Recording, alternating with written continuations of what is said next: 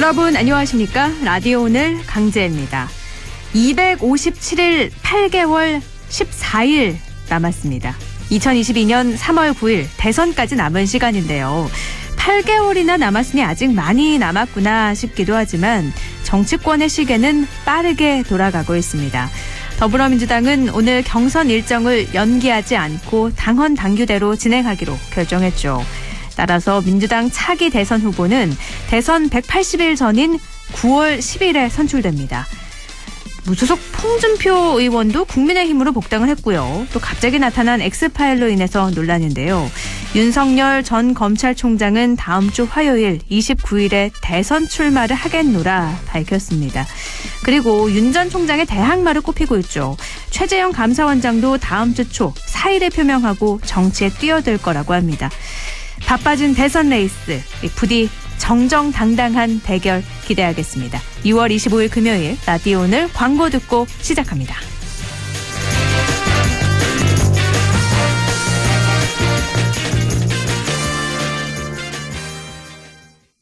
이제 파스 고를 때 테크놀로지를 따져보세요.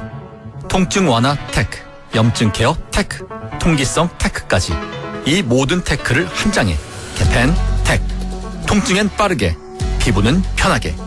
저 지진이처럼 통증엔 택하세요. 개펜 택. JLS 사이언스.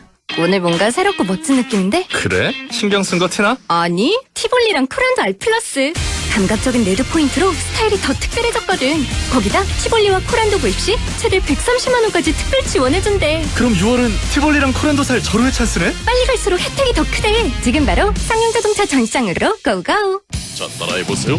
이카운트 ERP 4만원 회계 관리, 이카운트 ERP 4만원. 재고 관리, 이카운트 ERP 4만원 생산 관리. 사업 성공 함께해요. 이카운트 카운트 ERP의 모든 기능을 월 4만원에 드립니다. 이카운트 가입비 부가세 별도. 저 박세리가 함께하는 엔피플 홀인원 무제한 도전 나이샷. 월 2,000원으로 엔피플 가입하고 홀인원 인증하면 상금이 200만원. 365일 무제한 도전이니까 저 박세리도 도전합니다. 리치 언니도 도전하신다고요? 엔피플 지금 다운받으세요. 차도르니 차돌 고소한 맛 좋아. 차도르니 차돌 매콤한 쫄면과 차도르니 차돌 조밥에 싸도 좋아. 점심엔 소불고기, 저녁엔 이차돌. 아는 맛이라서 더 맛있다. 차도르니 차돌. 온 가족 무좀 고민엔 티어실 원스. 아빠 무좀, 엄마 무좀, 아들 무좀, 따님 무좀. 티어실 원스. 한라버려 티나는 무좀, 티 안 나는 무좀.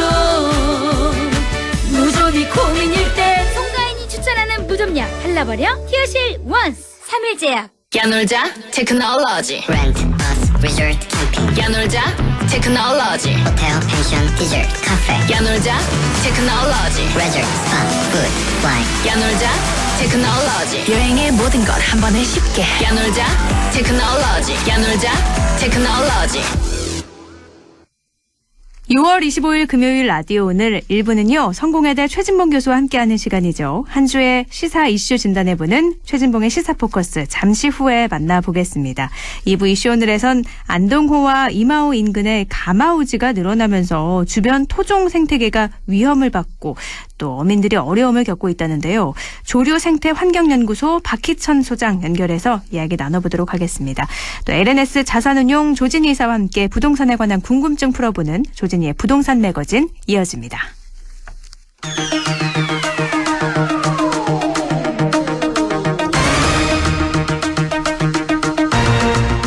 최진봉의 시사포커스 성공회대 최진봉 교수와 함께합니다. 교수님 안녕하세요.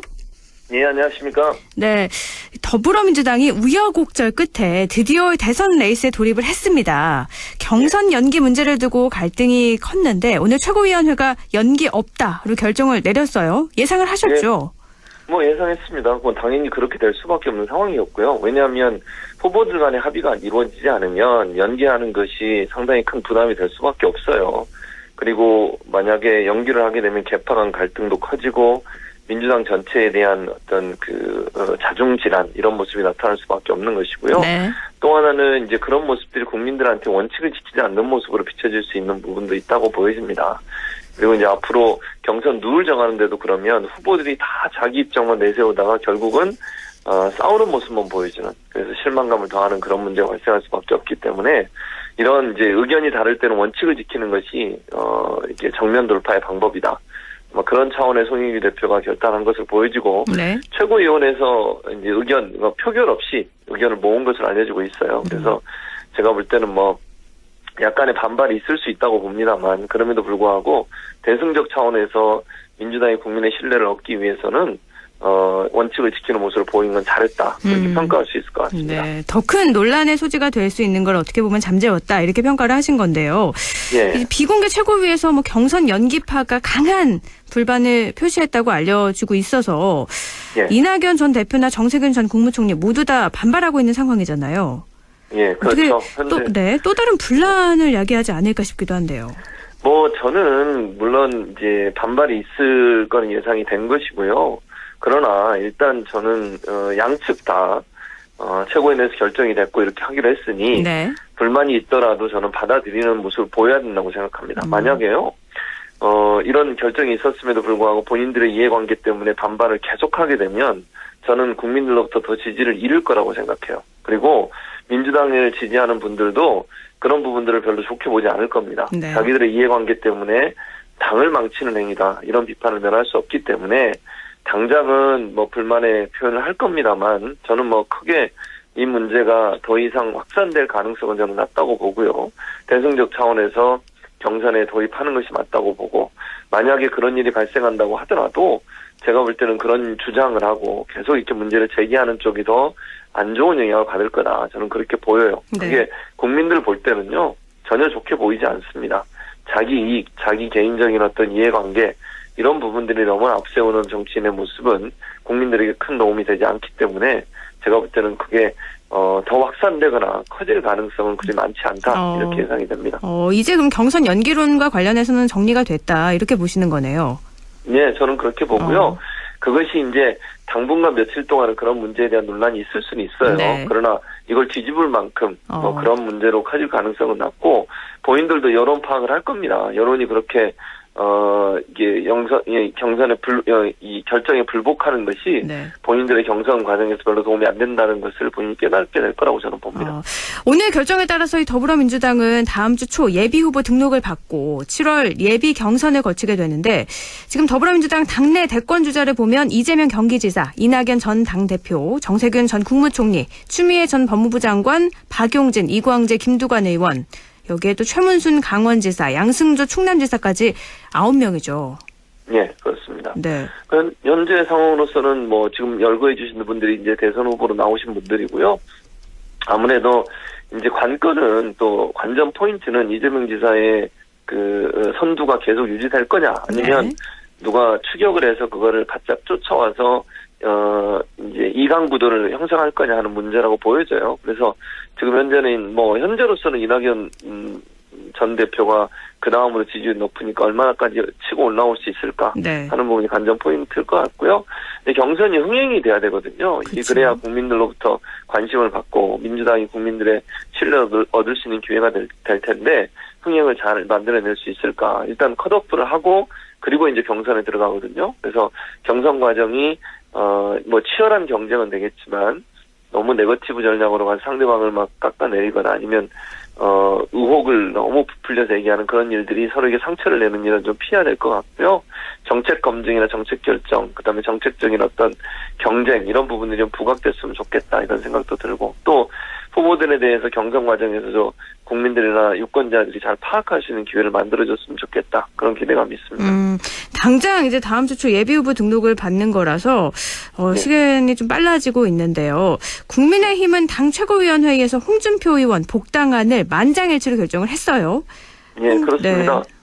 네. 저는 사실은 약간 좀 그 전날, 어제 그렇게 결정을 했는데 어제 그 전날이죠. 그제죠. 그저께 제주에서 이준석 대표가 했던 말이 기억이 나는데요. 이준석 대표가 뭐라고 그랬냐면 홍준표 의원이 윤 전 총장을 공격을 했지 않습니까? 네. 사찰을 늘 하던 분이 불법 사찰을 주장하냐?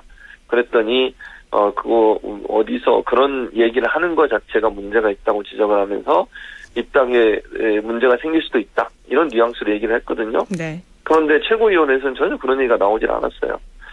저는 이제 이런 광경을 보면서 이런 생각이 들었어요. 개인적인 생각입니다만, 이준석 대표가 생각하는 그런 어떤 가치, 또 본인이 주장했던 그런 주장들, 이런 부분들이 당 최고위원회에서는 그렇게 크게 먹히질 않고 있는 거 아닌가. 네. 그런 생각이 들었어요. 그래서 당 주류라고 하는 중진 의원들의 생각들이 결국 당의 어떤 그 방향성을 끌고 가는 모습이 아닌가. 그래서 겉으로 보여지기는 이준석 대표가 변화와 쇄신을 요구하고 하려고 노력은 하고 있지만 네. 실제 당내에서 그런 부분들이 잘 작동이 안 되고 있는 건 아닌가. 그런 우려가 저는 있었어요. 어제 그 회의를 보면서. 네, 그럼 이준석 당대표의 리더십이 그러면 잘 작용하지 않는다는 말씀이신 거네요? 뭐 이제 지금 현재 작용하지 않는다 그렇다라고 아직 큰 이슈들이 나오지 않아서 단정적으로 얘기할 수는 없지만 네. 그런 위험성이 보인다는 얘기를 하는 거예요. 왜냐하면 제가 말씀드렸잖아요. 홍준표 대표가 윤 전 총장을 직격탄을 날렸을 때 제주에서 인터뷰를 한 이준석 대표의 발언을 보세요. 문제가 생길 수도 있다. 그런 발언을 한 것에 대해서 입당에 영향을 미칠 수도 있다. 그런데 그 다음날 입당 회의하는 최고위원회에서는 만장일치로 통과를 시켰잖아요. 네. 그런 얘기가 전혀 부각이 안 되고. 이런 부분들을 봤을 때 이준석 대표의 지도력이 앞으로도 계속 그렇게 갈 거냐 하는 부분은 좀 지켜봐야 되는 상황이다. 이런 생각이 듭니다. 그러니까 홍준표 의원이 엑스파일 논란을 두고서 윤석열 전 검찰총장을 비판을 했는데 여기에 이준석 대표가 정면 반박을 했잖아요. 근데 이게 최고위원회에서는 전혀 뭐 영향을 미치지 않았다. 이런 말씀이신 거고요. 알겠습니다. 홍준표 의원은 1년 3개월 만에 복당을 해서 마다들이 돌아왔다. 정권교체 미랄되겠다라는 각오를 밝혔는데 이거 어떻게 보셨어요? 뭐 저는 홍 전 대표, 홍준표 의원은 원래 이제 대선 출마를 늘 생각하고서 행보를 해왔거든요. 네. 그리고 이제 본인이 이 국민의힘의 적통이다 이런 주장을 하는 것 같아요. 그리고 본인이 어쨌든 그 대선에서 유의미한 성과를 낼 거다. 본인도 대선 후보였잖아요. 그전에. 그런 부분들을 강조한 것 같아요. 그리고 당내에서 그 후보가 나와야 된다 이런 의미도 있는 것 같고요. 지금 이제 윤 전 총장을 계속 공격을 하지 않습니까? 네. 그러니까 당에 계속 있었던 사람도 아니고 갑자기 나타나서 이제 국민의힘 후보 중에 한 명으로 거론되는 것에 대해서도 이제 견제를 하는 것 같고요. 그래서 아마 홍준표 의원은 그렇게 생각하는 것 같아요.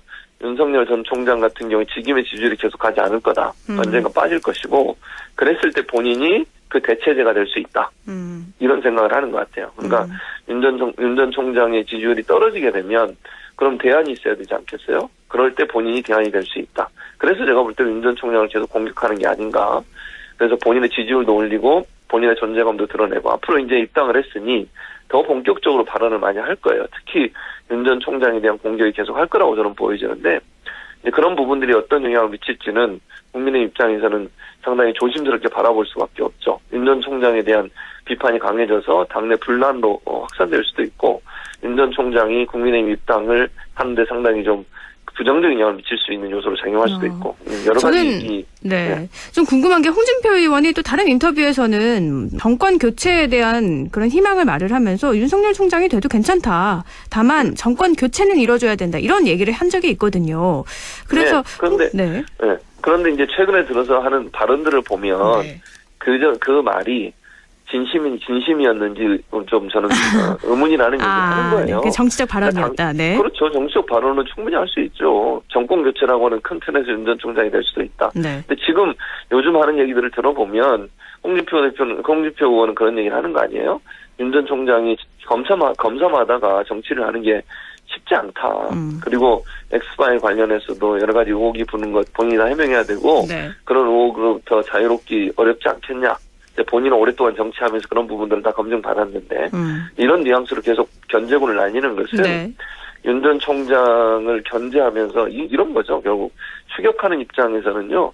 가장 앞서 있는 후보를 공격하는 것이 본인이 지지율을 얻을 수 있는 하나의 방법이에요. 또 본인의 존재감을 부각시킬 수 있는 방법이기도 하고. 그래서 그런 방법을 통해서 본인의 지지율을 끌어올리면서 윤 전 총장이 이제 만약에 경우에 지지율이 떨어지게 되면 그 틈새를 본인이 이제 차지하려는 그런 의도를 가지고 발언들을 쏟아내는 게 아닌가 이렇게 보여집니다. 지금 윤석열 잡을 대선 주자가 추미애냐 홍준표냐 이런 이야기 계속 들리던데 누구라고 보세요? 저는 일단 잡을 이런 표현을 전 쓰셨는데 어떤 네. 의미로 쓰셨는지 제가 이해는 못하겠는데 어쨌든 이런 의미는 있어요. 홍준표 전 대표도 제가 말씀드린 것처럼 윤 전 총장에 대한 어떤 지속적인 견제구를 날릴 겁니다. 그건 뭐 불가피한 부분이 있어요. 왜냐하면 경선 과정에서 상대가 경쟁 대상이 되는 거잖아요. 그럼 네. 경쟁 대상에 대해서 견제구를 날려야 본인이 상승할 수 있는 기반이 된다는 점에서 그렇고, 추미애 전 장관 같은 경우는 이거는 이제 민주당 입장에서는 양면이 있어요. 그러니까 예를 들면 이게 어떻게 작용할까 하는 부분에 대해서 촉각을 곤두설 수밖에 없는데, 네. 긍정적인 부분도 있고 부정적 부분도 있다고 생각을 합니다. 예를 들면 추미애 전 장관과 윤 전 총장의 갈등 때문에 윤 전 총장의 지지율이 끌어올려진 건 분명한 사실이에요. 네. 그게 재현되지 않을까 하는 우려가 있는 거예요. 민주당 내에서는. 근데 한편으로는 또 이런 생각도 하는 거죠.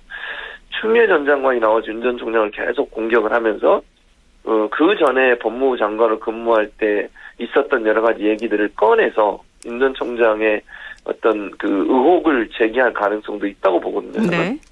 그런 부분들이 부각이 됐을 때 또 한편으로 윤 전 총장의 타격이 될 요소도 없지 않아 있을 수 있다. 그건 아직 밝혀진 게 없으니까 제가 있다 없다 이렇게 단정적으로 얘기할 수는 없지만 네. 그럴 가능성도 우리가 생각해 볼 수 있다는 거죠. 그래서 이게 장점이 될지 단점이 될지 긍정적으로 영향을 미칠지 부정적으로 영향을 미칠지는 좀 지켜봐야 될 것 같습니다. 네. 추미애 전 장관이 윤 전 검찰총장을 잘 아는 사람이 본인밖에 없기 때문에 꽁 잡는 매가 되겠다라고 말한 적이 있어서 그걸 좀 연결 지어서 질문을 드렸던 거고요. 지금 윤석열 전 검찰총장이 29일에 대선 출마를 공식 선언한다고 밝혔죠. 네, 장소는 그렇습니다. 윤봉길 의사 기념관인데 왜 29일로 정했을까요? 제가 볼 때는요, 1차적으로는 본인의 장모 재판이 끝나기 전에, 그러니까 판결이 나오기 전에 하려고 네. 했던 것 같아요. 첫 번째. 장모 선고일이 7월 2일이죠. 그렇죠. 네. 근데 선고가 돼서 만약에 유죄가 나오면 네. 애매하지 않겠습니까? 장모가 유죄가 나왔는데 사위가 대선 출마를 한다.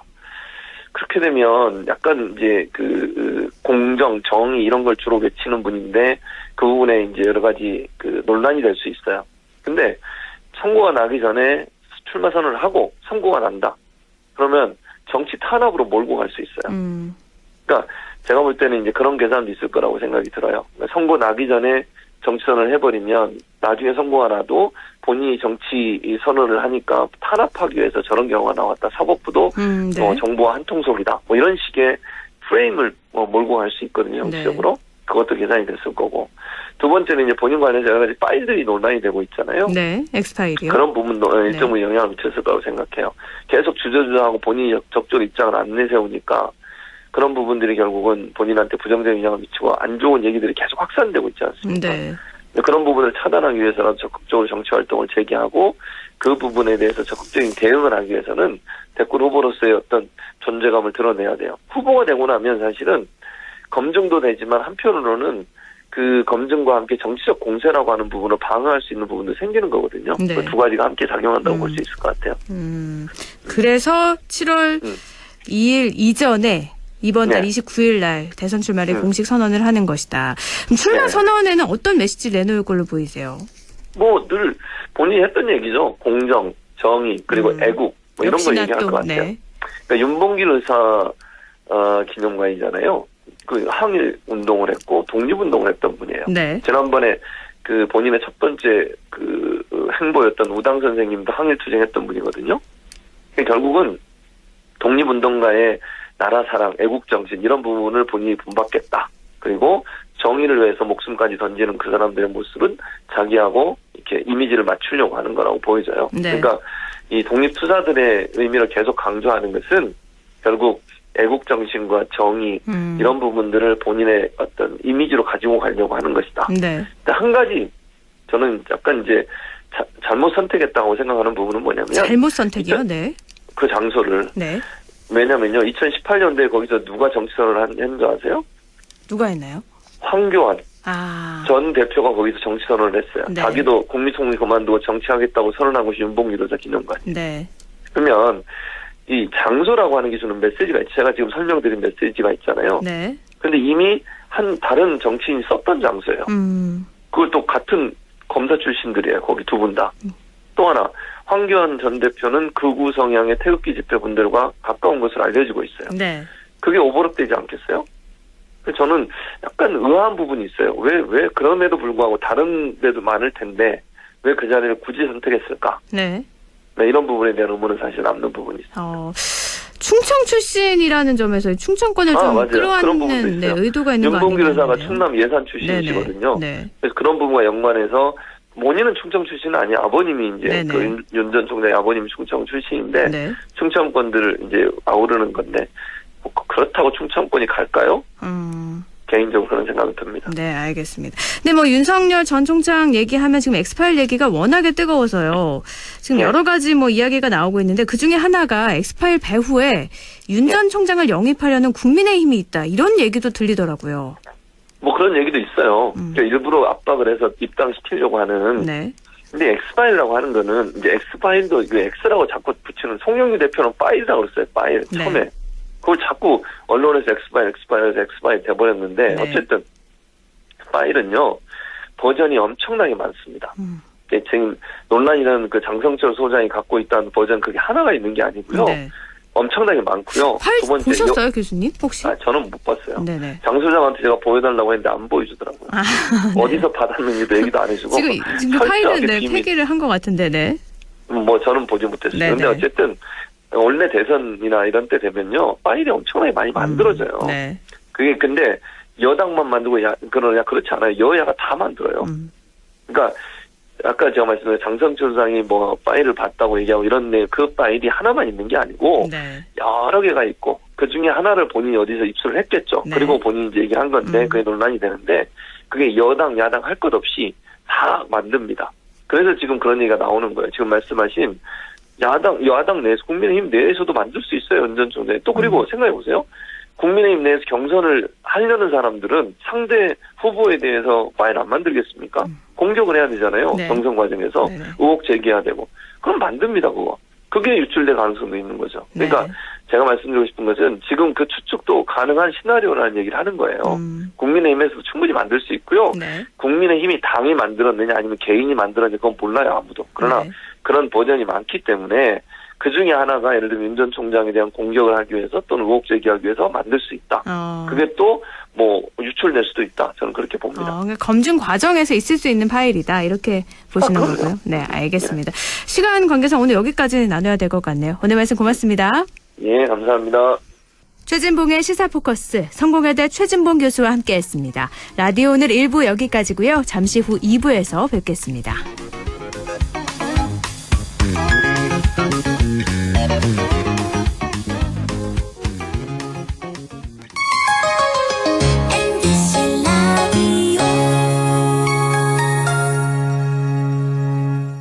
할인점보다 더 실속 있고 편의점보다 더 편리하게 살 수 있는 곳, 시장보다 더 정이 넘치고 백화점보다 더 품격 있는 곳, 이런 곳이 없을까요? 네, 우리 동네 우리 할인점 홈마트가 있습니다. 지난 25년간 항상 고객과 함께한 홈마트. 용상점, 자이점, 신용주점, 사천점에서 새롭게 고객님께 다가갑니다. 홈마트. 가구 살 땐 꼭 한번 가보자. 안동 명품 가구 백화점. 흑표 흑침대, 양성국 갤러리, 금성침대, 한국 가죽 소파, 장수돌 침대. 다양한 브랜드 가구를 한 곳에서 쇼핑할 수 있는 대형 가구 전시장. 안동 명품 가구백화점. 어떡해. 그 소식 들었어? 영주농협자재센터에 농자재, 관수자재, 공구에 일반 잡화까지. 영주농협 파머스마켓 바로 옆으로 왔다고 하더라고. 정말? 영주 농협자재센터로 당장 가야겠다. 054-637-8788 영주농협자재센터. 안동과학대학교에서는 오는 6월 30일까지 치매 예방관리 전문인력 양성과정 교육생을 모집합니다. 지원 자격은 안동시에 거주하는 30대에서 50대의 경력단절 여성이면 누구나 참여 가능하며 교육생들에게는 교육비 전액과 훈련 수당을 지급하고 자격증 취득을 지원해드립니다. 자세한 사항은 안동과학대학교 홈페이지를 참조하시거나 안동과학대학교 학생취업처 전화 054-851-3644로 문의 바랍니다. 여러분의 많은 지원 바랍니다.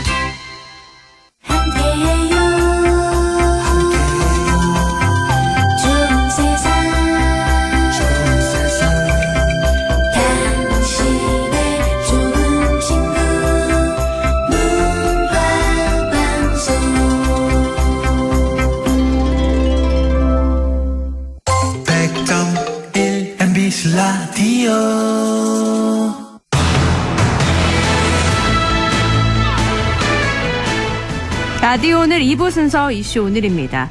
낙동강과 반변천 위로 날아다니는 검은색 몸통의 새. 많이 보셨을 텐데요. 이 새가 가마우지라는데요. 늘어나는 개체수로 토종 생태계가 위협을 받고 또 안동호, 이마호 어민들도 어려움을 겪고 있다고 합니다. 그래서 어민들은 가마우지를 유해 조류로 조수로 지정해달라고까지 요구하고 있는데요.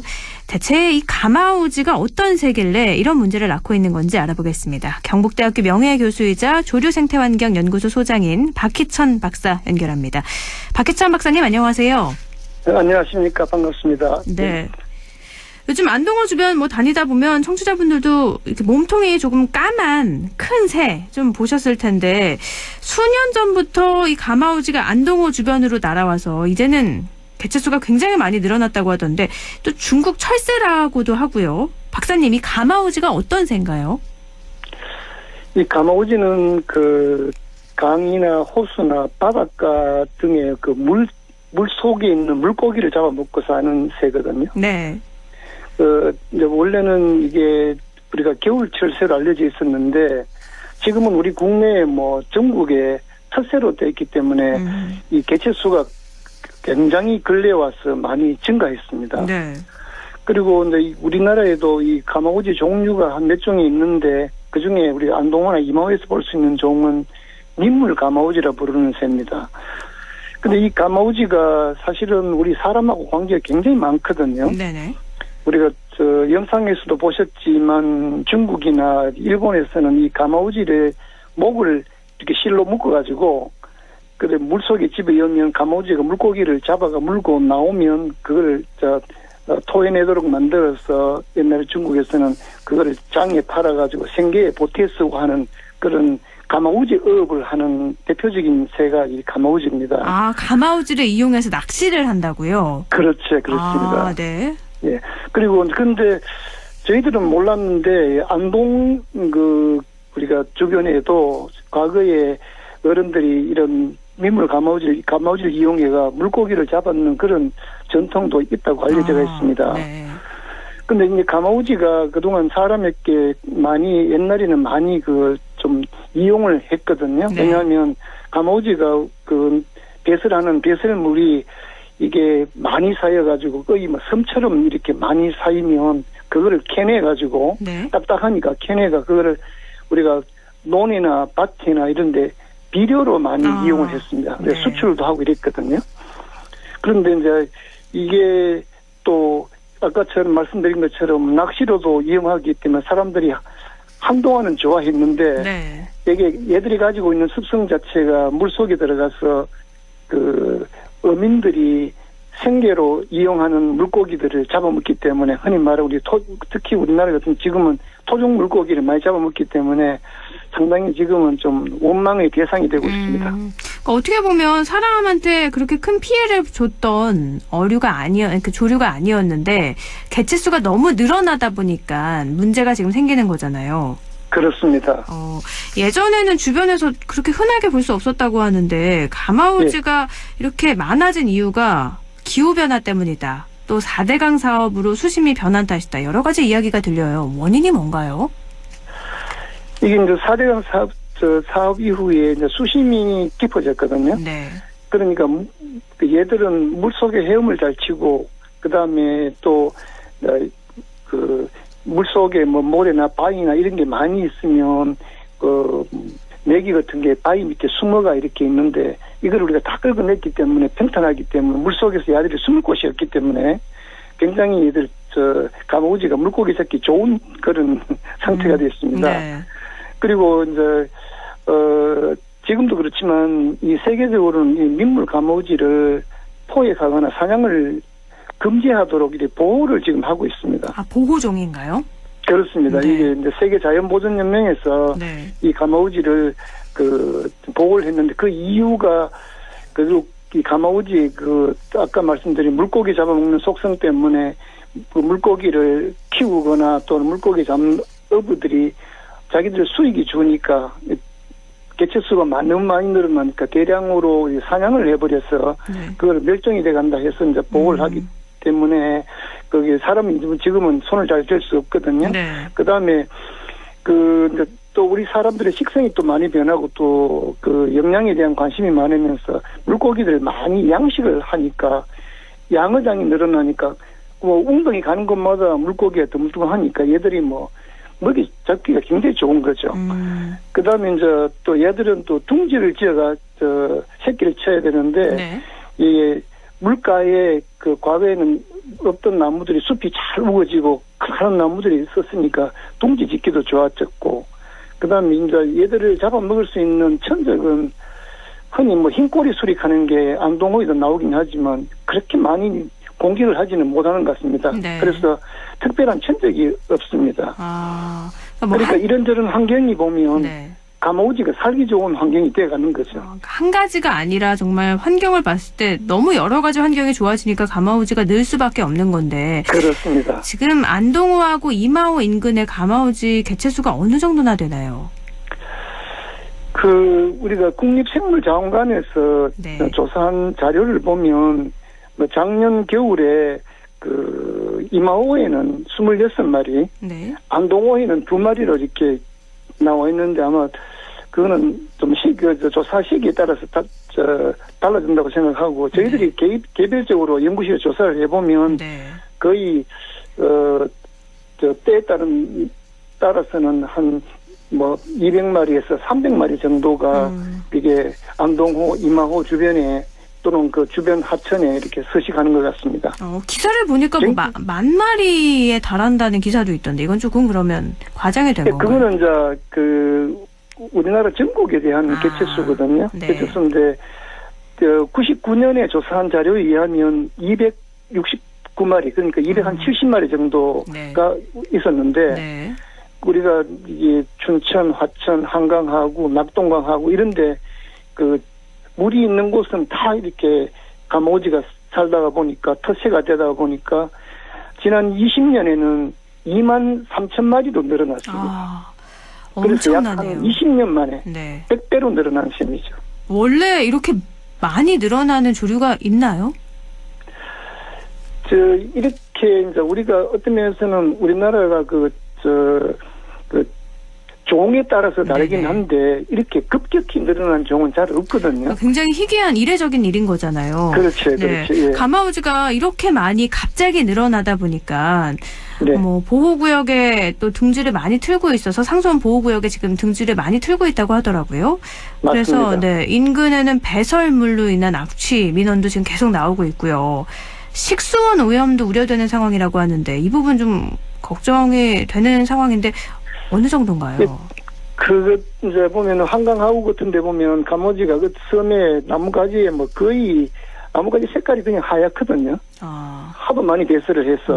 그래서 미관상 안 좋기 때문에 호수 물을 이용해가 강물을 이용해가 봄이 되면 나무가지를 이렇게 씻어주는 세척을 해주는 그런 경우도 볼 수 있는데 이제 물이기 때문에 물이 많은 곳에서는 이게 세척을 했을 때 이게 이제 물에 희석이 된다든지 또는 뭐 덩어리 같은 거는 물 밑에 깔아앉으면 크게 뭐 걱정을 해도 안 되겠나 싶지만 이게 지금 개체수가 너무 많이 늘어나거든요.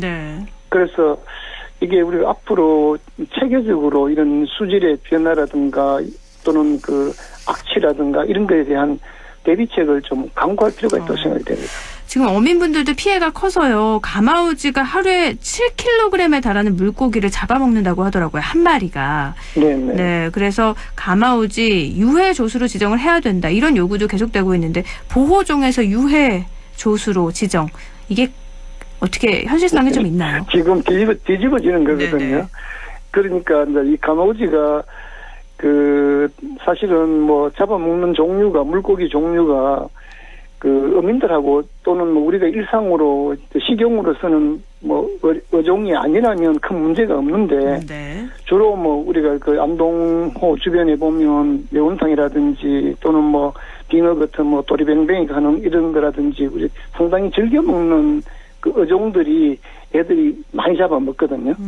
그러니까 어민들의 소득이 우선 크게 감소한다는 겁니다. 감소하고 그다음에 또 하나는 얘들이 이게 이제 이런 종이 크고 작은 이런 종들을 물고기들을 잡아먹음으로 해서 또 이거를 잡아먹고 사는 다른 그 생태계가 깨질 염려가 있습니다. 네. 그래서 이건 이제 환경부에서도 아마 고심을 하고 있는 것 같은데 작년부터 올해까지 이 민물 가마우지가 일으키는 생태계의 영향이나 그다음에 어민들에 미치는 그 피해나 그다음 이런 재산상의 피해나 또는 유해 정도를 용역을 지금 하고 있는 것 같아요. 네. 그래서 아마 이게 이제 결과가 나오면 그 어민들에게 이게 유해 조수가 지정을 할 건지 말 건지 그다음에 만약 뭐 하든 안 하든 간에 어민들에게 피해가 생기면 어떤 뭐 보상 방안이 있는지 이런 걸 아마 좀 이렇게 연구를 하고 있는 것 같습니다. 네, 지금 정확한 개체수도 지금 조사가 이루어지지 않은 거기 때문에 일단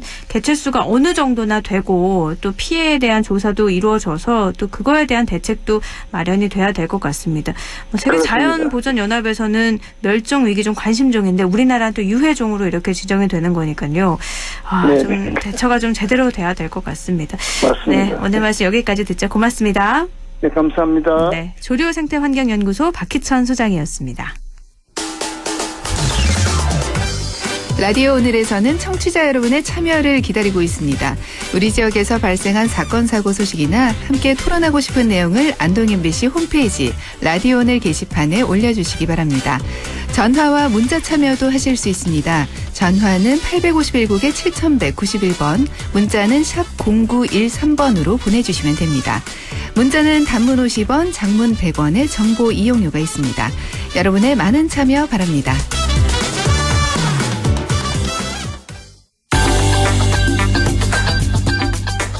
조진희의 부동산 매거진. 최근 경실련에서 현 정부 들어서 4년간 서울 아파트값이 2배 올랐다는 통계를 냈죠.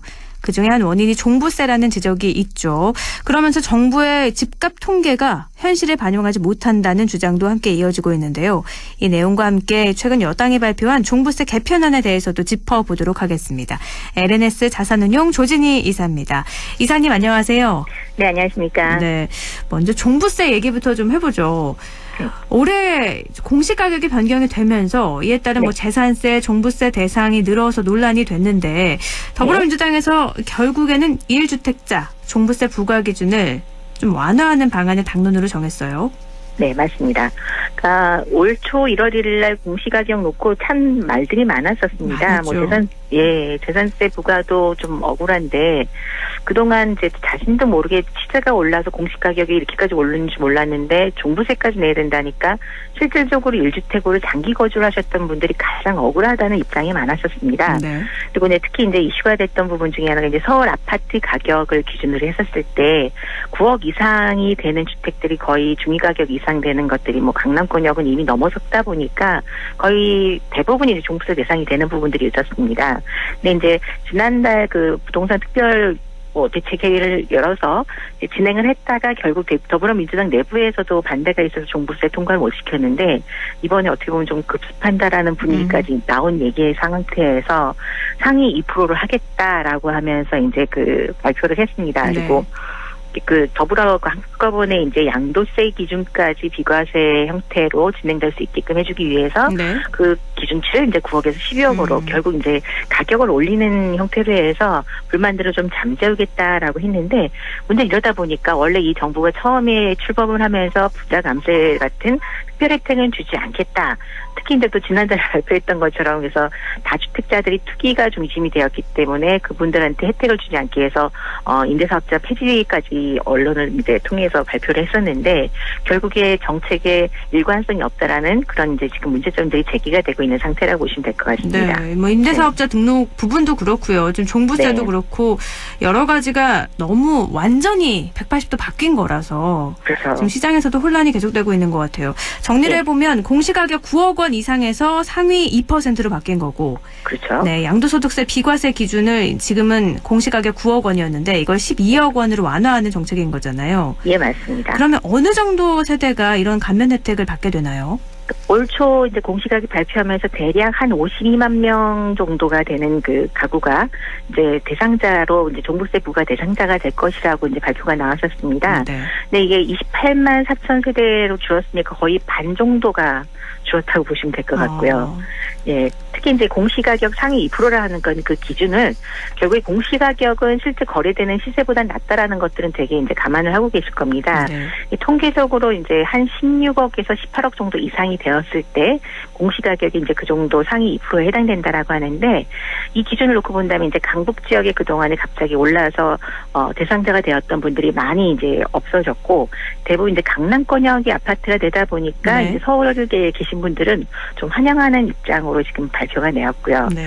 그리고 이제 지난달 18일날 이미 이거 총회에서 통과되지 못했던 거를 이번에 이제 다시 강행을 하는 입장이다 보니까 이제 특히 이제 1주택자에 대한 조세 부담을 좀 덜어주겠다 이런 이제 주 내용을 통해서 이제 이번에 발표가 됐다라고 보시면 될 것 같습니다. 52만 가구에서 28만 가구 굉장히 많이 줄어들어서 예. 시장에서 처음에 혼란이 엄청 났는데 그 부분에 대한 불만은 조금 잠재울 수 있을 것 같긴 한데요. 네네. 이번 정책이 이렇게 변경으로 고가 주택을 소유할수록 세제 혜택이 크다 이런 연구 결과도 있는 것 같아요.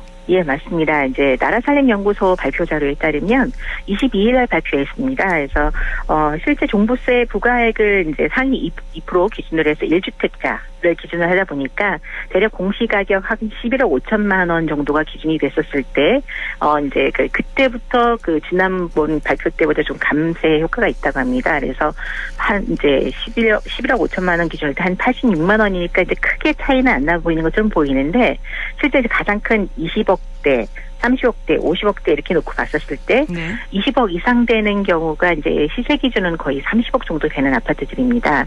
이게 이제 한 700만 원에서 480만 원 정도로 감면이 되니까 220만 원 정도 감세하는 효과가 있고요. 이제 특히 이제 공시가격 50억짜리 어디 있느냐라고 얘기하실 수도 있겠지만 최근 들어서 이제 고가 아파트들이 나오면서 시세 한 70억 정도 되는 주택들이 있습니다. 네. 이게 이제 연 4,500만 원에서 4,200만 원에서 300만 원. 물론 이제 이 단위를 놓고 봤었을 때 해당되는 주택에 봤을 때는 크지 않겠지만 일반인들이 봤었을 때는 100만 원 단위의 어떻게 보면 큰 감세 혜택을 주다 보니 금액이 클수록 할인율은 더 높아진다. 이런 체감 느낌을 강하게 받고 있다라고 보시면 될 것 같습니다. 어떻게 보면 지금 말씀해 주신 걸 들어보면 사실 비싼 주택을 갖고 있으면 세금을 더 낸다. 이게 정부의 취지였잖아요. 그렇죠. 근데 지금 이 결과를 놓고 봤을 때는 거꾸로 된 결과를 받고 있는 거 아닌가요? 네. 예, 좀 많이 강합니다. 이제 예를 들어서 지금 이제 가장 많은 구간이라고 보시는 게 지방 입장에서는 저 박탈감 또 상대적으로 형평성이 맞지 않다는 얘기가 나온 것 중에 하나가 예를 들어서 이제 그 서울 시내를 중심으로 했을 때 강남 고속버스 터미널이라고 해서 거기 이제 반포지구라고 저희가 보통 얘기를 합니다. 그쪽에 이제 우리가 이른바 얘기하는 32평형 아파트대가 거의 요즘 이제 30억대의 가격을 형성하고 있어서 엄청나네요. 네. 3.3제곱미터 1평당 그 가격이 지금 벌써 이제 1억대 이제 호가를 치솟고 있습니다. 네. 그럼 결론적으로 이 아파트를 갖고 계시는 분들이 올해 12월에 난 700만 원 세금을 냈어야 돼라고 했는데 이거를 한 480만 원까지 줄여주다 보니까 이제 좀 안심을 할 수 있는 어떻게 보면 그런 기준이 됐다라고 보는 거죠.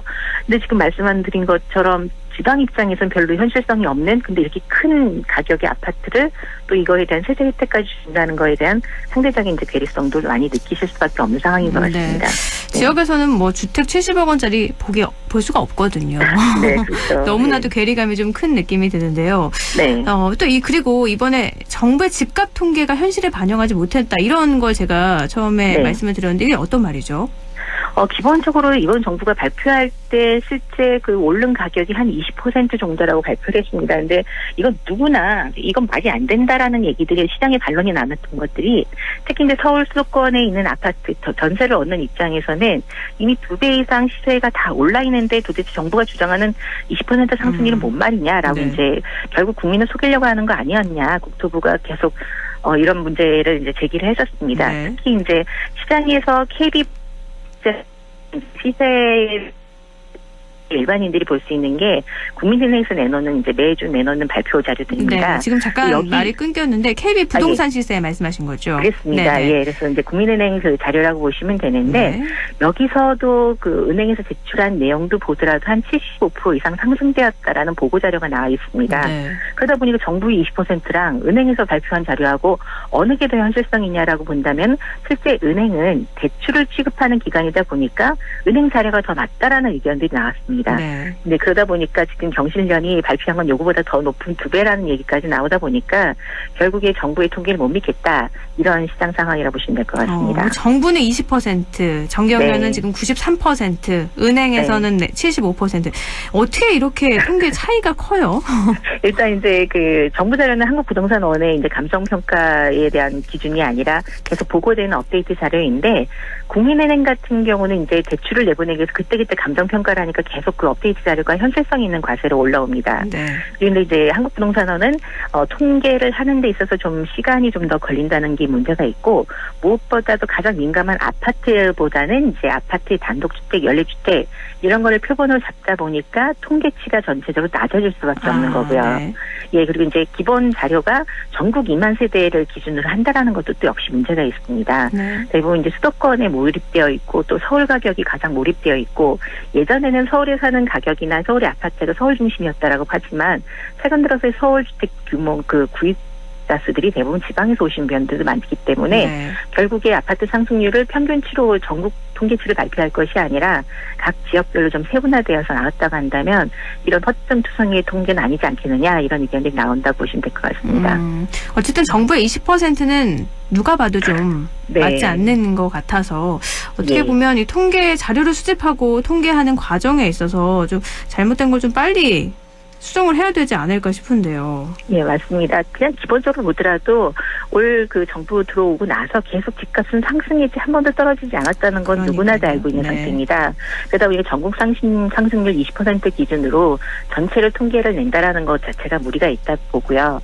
그래서 이제 정부가 현실성 있는 대책을 계속 마련한다고 하는데 이거에 대해서도 좀 현실성 있게 오픈을 하시고 예, 대책을 좀 마련해 주시면 이게 대응이 아닐까 그렇게 보여지고 있습니다. 네. 현실성 있는 자료를 가지고 대책을 마련해야지 또 결과가 모두가 다 납득할 수 있는 거니까 그 그렇죠. 보완이 하루빨리 좀 필요하지 않나 싶습니다.